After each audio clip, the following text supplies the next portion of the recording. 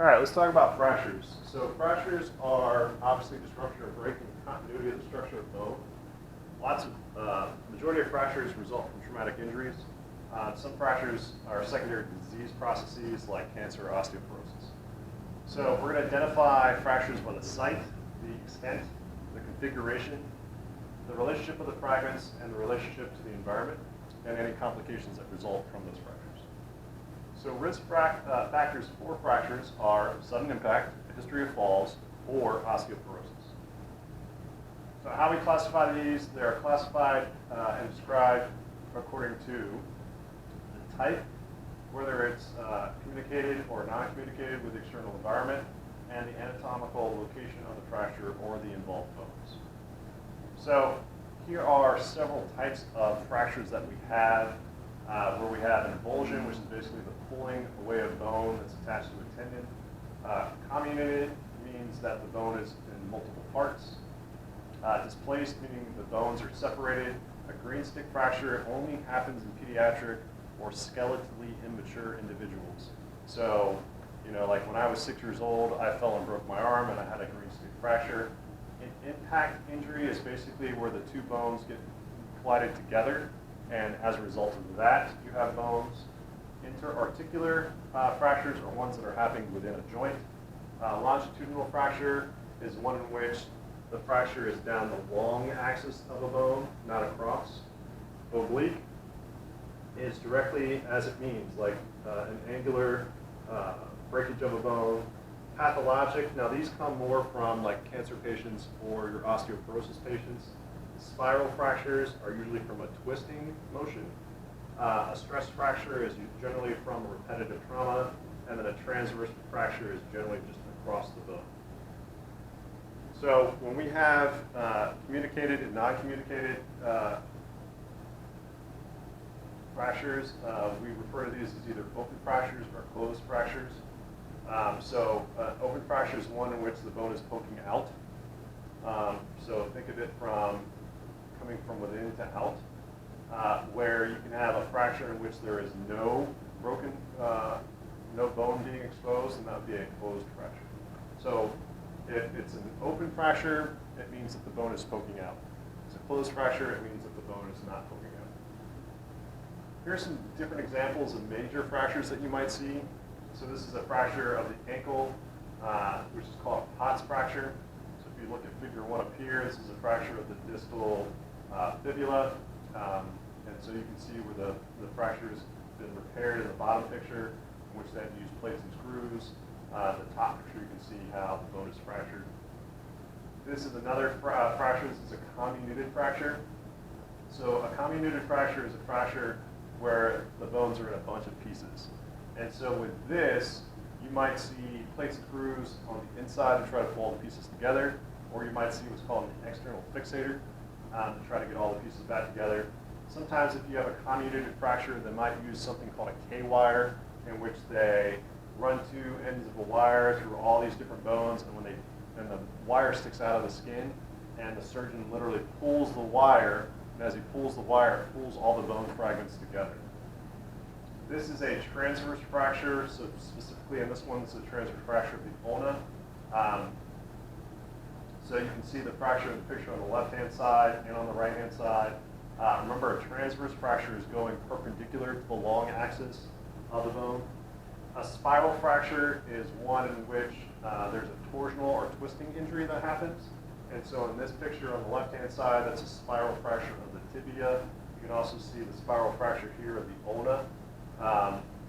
And that usually happens along the long axis of the bone as a twisting injury. Displaced fracture is pictured on the left-hand side here. So like a Colles fracture or a Smith's fracture is an example of a displaced breakage. Colles fracture is a break in the distal portion of the radius. Usually because somebody reached out and had a Foosh injury, a fall on an outstretched hand. Foosh, F-O-O-S-H. A green stick fracture is basically one in which the bone is splintered, and so it's usually in individuals like pediatric patients or skeletally immature patients. And then an epiphyseal fracture is not a good fracture to have because, as you know, in younger pediatric clients, They have growth plates. Those growth plates are where long bones are growing. And when those close off, then you're skeletally mature. This can have an impact if you injure this area on growth. And so this is a problem. If you have a fracture at the epiphyseal plate, they're going to monitor you and watch you to make sure that you don't have an extremity that doesn't grow at all. Fractures are generally described as also being stable or unstable. A stable fracture is basically the periosteum, which covers all bones, is intact across the fracture. So it's going to help hold the bone fragments together, whereas a non-stable fracture or unstable fracture is missing that. These things, when you have a stable fracture, it can either have an internal fixation. So what you might see on a doctor's script is ORIF, which stands for open reduction internal fixation. Or you might see an external fixator, which is like a halo, or it's called an external fixator. It's got pins that go through the skin into the bone, and they have a metal apparatus that you can see externally. What do we need to do when we're managing people that have fractures? Know the mechanism of injury associated with it and the signs and symptoms. So again, when we talked in the beginning of this lecture, we talked about people that can have compartment syndromes. People with acute fractures, we want to monitor them for that. So if you're in the hospital and you're working with a patient who is admitted because they fell and they had surgery for fracture, and again, they're having unproportional pain of that involved body part, especially after they've been medicated, or if they're having pain while they're doing an activity that subsides with rest. You just want to think in the back of your head, is this patient having compartment syndrome? And mention it to the doctor and say something to the doctor. This is a thing where you always want to exercise caution, and to be wrong is not a bad thing.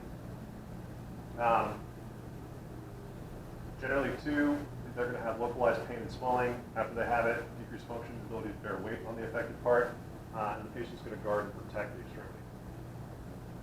Bone healing following a fracture, there's lots of different phases for this as well. So cortical bone, there's going to be a hematoma formation and cellular proliferation. There's a reparative phase in which there's a callus that forms around the fracture, and that's important because it's going to help kind of contain the cells that are needed to heal the bone. Stage of a clinical union, the fracture site is firm enough that it's no longer moved, so that you no longer need to immobilize. The way that they're going to do this, the stage of clinical union, is they're going to take an x-ray generally 4 to 6 weeks afterward. They're going to throw it up on the x-ray viewer, and they're going to look for that callus. When that callus is around the bone, then it's, they're going to say that it's stable. And so a stage of radiological union is a temporary callus is replaced by mature bone. So once they see the callus, usually 4 or 6 weeks into a fracture healing, then they know in the next 6 to 8 weeks, like the remaining 2 weeks, for bone healing, they're going to have that soft callus turn to a hard callus. If they need to, they can put in an internal fixator. That's usually plates and screws. Healing time can vary for this, and really it depends on what the patient's bringing to the table. Because if they have diabetes, if they're a smoker, if they have other complications that prevent healing of wounds or prevent healing of tissue, generally takes them longer. Kids are generally 4 to 6 weeks for healing. Adults and adolescents are 6 to 8 weeks. Adults with poor health can be anywhere from 10 to 12 weeks. So cancellous bone is the healing by the formation of an internal callus. Union is more rapid due to rich blood supply. Epiphyseal plates may be growth disturbances and bony deformities as the skeletal system matures. And so in kids, we're concerned about this. Epiphyseal plate. In adults, this is kind of what we're looking for. We're looking for that cancellous bone or contact bone to kind of fill it in. So during that period of immobilization, when the patient is casted or immobilized, we know some certain things happen. There's going to be connective tissue weakening. There's going to be articular cartilage loss. There's going to be muscle atrophy. There's going to be contracture developments and sluggish circulation. So what we want to do is we want to manage the secondary physiological changes that happen. So we want to work on exercising other parts of the bodies and the joints that we can in order to maintain function. We also want to work on functional adaptations through the use of assistive devices. This is where knowing the weight-bearing precautions for the particular patient is very, very important. Also understanding transfers and how they can ambulate appropriately, even though they have a fracture. Post-mobilization, most of the impairments are going to be, things that we're going to manage are joint mobs, pin-up stretches, functional activities, muscle performance, and scar tissue. That's all I have for this lecture. So what we're going to do is we're going to take another break right quick, and then we're going to come back. There's a second set of slides that really, I think, helps to break down what's happening for each kind of tissue when. We're going to briefly go over that so everybody understands that, and then we'll be done for the day.